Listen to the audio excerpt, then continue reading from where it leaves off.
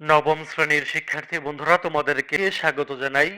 আজকের ভিডিওতে তোমাদের নতুন বাংলা বইয়ের পৃষ্ঠা নাম্বার 89 ও 90 এর সমাধান করে দিচ্ছি। অর্থাৎ তোমাদের অ্যাক্টিভিটি 4.3.2 গদ্যে রূপান্তর করি, এটি সমাধান করে দিব। এখানে তোমাদের বলেছে নিচের কবিতাটি কবির সর্বহারা কাব্য থেকে নেওয়া হয়েছে। কবিতাটি গদ্যে রূপান্তর করো। গদ্যে রূপান্তরের সময়ে কবিতায় ব্যবহৃত শব্দের বদলে যত বেশি সম্ভব প্রতিশব্দ বসানোর চেষ্টা করো।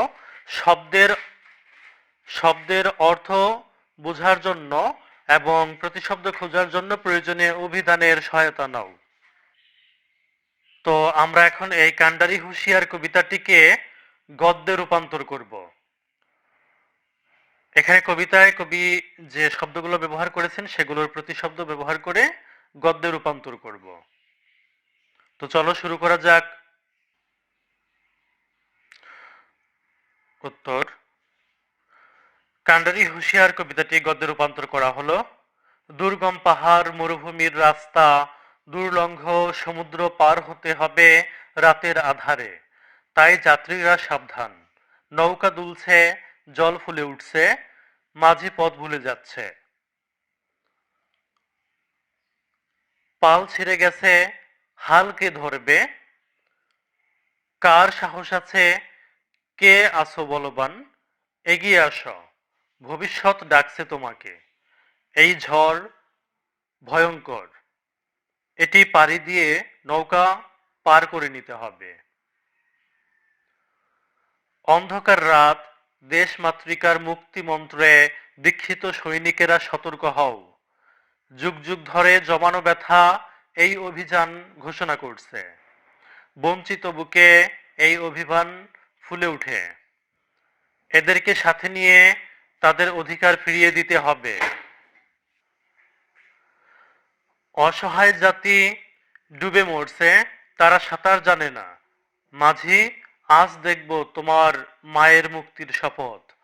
তারা হিন্দু নাকি মুসলমান এ কথা কে জিজ্ঞেস করে?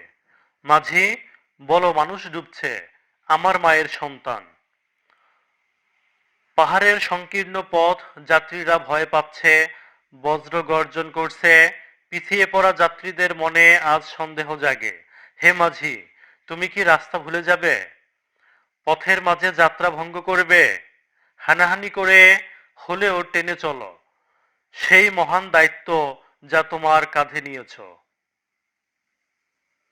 মাঝি, তোমার সামনে ওই পলাশির প্রান্তর, যেখানে বাঙালির রক্তে লাল হয়েছে ক্লাইভের তলোয়ার। হায়, ওই গঙ্গায় ভারতের সূর্য ডুবেছে, আমাদের রক্তে রাঙিয়ে আবার সেই সূর্য উদিত হবে। ফাঁসির মঞ্চে যারা জীবনের জয়গান গেয়ে গেল, তারা আজ নিকটে এসে দাঁড়িয়েছে। তাদের প্রতি কোনো বলিদান দেবে কি? আজ তোমার পরীক্ষা। জাতিকে উদ্ধার করবে নাকি জাতের উদ্ধার করবে? নৌকা দুলিতেছে, জল ফুলে উঠতেছে, মাঝি সাবধান। তো প্রিয় শিক্ষার্থী বন্ধুরা, যদি ভিডিওটি ভালো লাগে শেয়ার করে দিও। ধন্যবাদ সবাইকে সাথে থাকার জন্য।